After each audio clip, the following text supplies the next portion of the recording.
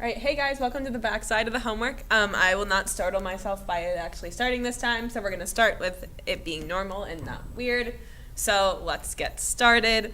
Looking at this one, this side is on arithmetic series, which as we learned earlier today, theoretically, that just means that we're going to sum them all together, right? So we have a different formula for the sum, which we can see at the top, and now we're going to find the sum of the first 10 terms. So like I did on the front side, I'm just going to label each of my terms, 5, 6, 7, 8, 9, 10, and then find them by extending the pattern like it says at the top. So we know my first term is going to be 3, second term 8, third term 13. We know that my common difference is going to be 5 because we can either see it by looking at it, or I can take 8 minus 3, which would give me 5 as well. So we have 13 plus 5 for the fourth term. That'll give me 18. 18 plus 5 will give me 23. 23 plus 5 will give me 28. 28 plus 5 is 33. Plus 5 is 38. Plus 5 is 43. Plus 5 is 48. So there we have the first 10 terms. And again, this is looking for the sum. So we're going to add them all together. So in my calculator, I'm going to put 3 plus 8 plus 13 plus 18 plus 23 plus 28 plus 33 plus 38 plus 43 plus 48, which will give me 255. Also look, we're increasing by 5. So every 2 5s, right? 5 plus 5 is 10. We're adding by 10 each time. So we're only going back and forth between two ones digits. Isn't adding by 5s fun? Super cool. So we have 255. Now I'm going to find the sum of the first 10 terms using the formula. So I'm going to, like I did last time, to label this part of the formula. This is saying the sum of the first n terms. So n is the total number, u1 is the first term, n is the number again, and d is the common difference.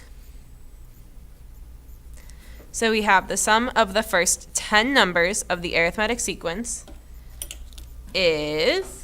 Let's solve it together. We have n over 2. We know I'm looking for the first 10 terms, so I'm going to say 10 over 2 times my first term, which is 3, plus n, which again is the first 10 terms, minus 1 times d, which is my common difference, which we know is 5. So I'm going to simplify this a little bit. You can pop it into your calculator right here. So we have 10 over 2. I know that that's 5. 10 divided by 2 is 5, times 3 times 2 is 6. Plus 10 minus 1 is 9. 9 times 5 is 45. I'm going to put that in my calculator because that's too much for me. So 45 plus 6 is 51. 51 times 5 is 255. So once again, we solved it 2 different ways and got the same answer. So I'd be feeling pretty good about that. If you guys have any questions about this formula, talking about the summing formula is one of my favorite things in the world because I think it's super interesting and I'm actually not being sarcastic. So feel free to come ask me and then I'll know you watched the video too, which will make me happy. That's good.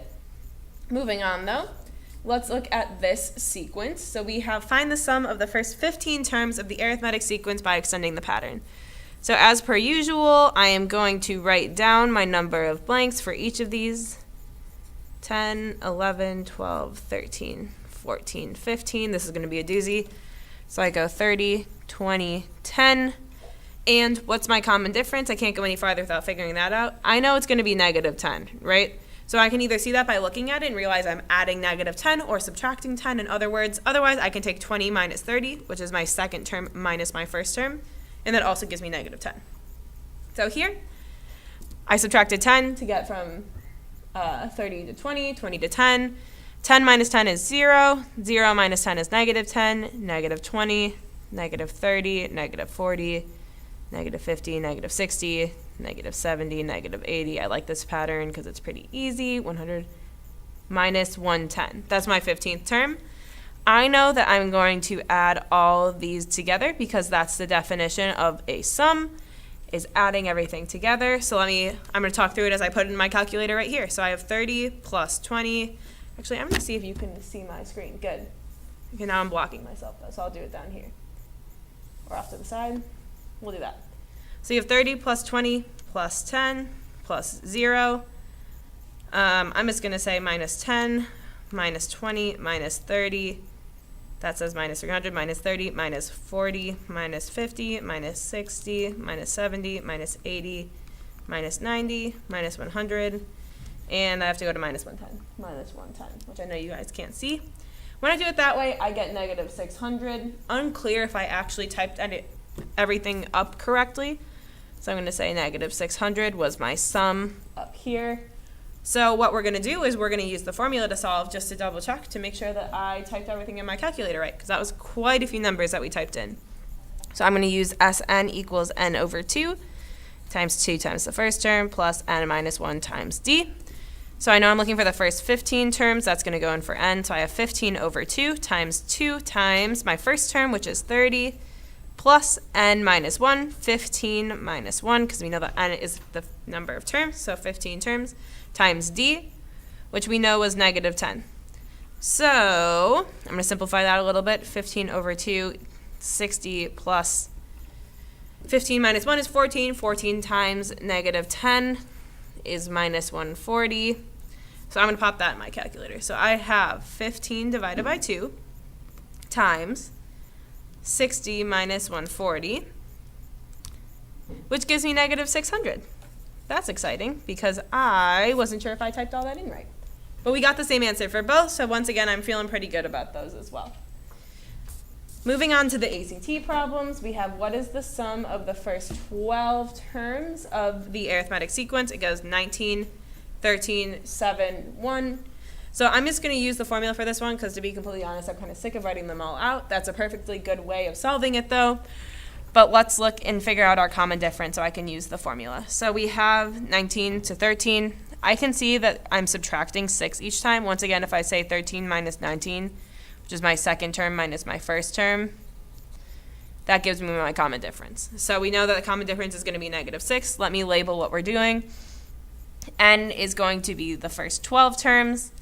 The common difference is going to be negative 6. And what else do I need to know? The first term is 19. So now I'll fill it in from there. So looking to that, I have Sn equals n over 2 times 2u1 plus n minus 1 times d. So plugging in what I know that n equals 12, so 12 over 2 times 19 plus n minus 1, which is 12 minus 1 times d, which is negative 6.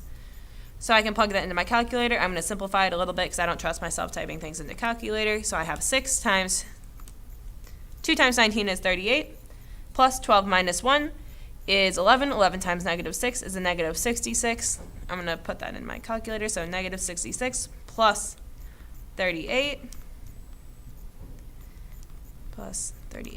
gives me negative 28 times 6 is negative 168.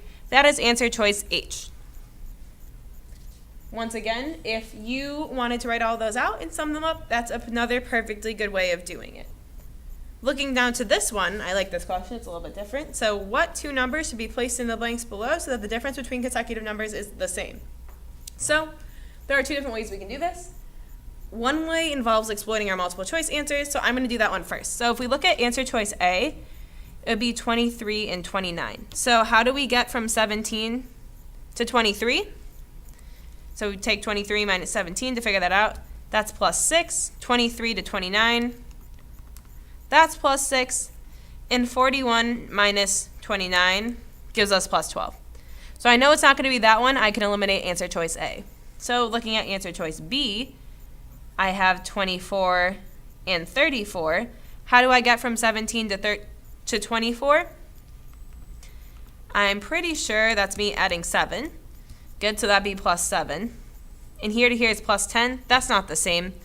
Can't do that. So reminder that the difference between consecutive numbers has to be the same. This is essentially asking you to find the term so that you have a common difference each time. So we know that's not going to be answer choice B. Let's think about answer choice C. So we have 25 and 34. So how do we get from 17 to 25? 25 minus 17. That's plus 8. How do I get from 34 to 25? Or 33 rather, sorry. How do I get from 33 to 25? That's going to be plus 8 again. And how do we get from 41 to 33? That's plus 8 again. So here we see that each time we did plus 8, so that would also mean that answer choice C would be the correct one, right? Because we have a common difference of 8 each time. Another way we can solve this using algebra, I'm going to write it out again at the bottom because I know it's getting kind of crowded at the top. We have 17, 2 blanks, and 41. So if I'm looking at this, I'm starting with 17. I know I have to add my common difference here. I have to add my common difference here. And I have to add my common difference here. So if I take 17, I'm going to do my work off to the side up here, 17 plus 1, 2, 3 common differences. So the common difference plus the common difference plus the common difference, which is 3D. That will give me 41. So if I solve this equation, I'm going to subtract 17 from both sides.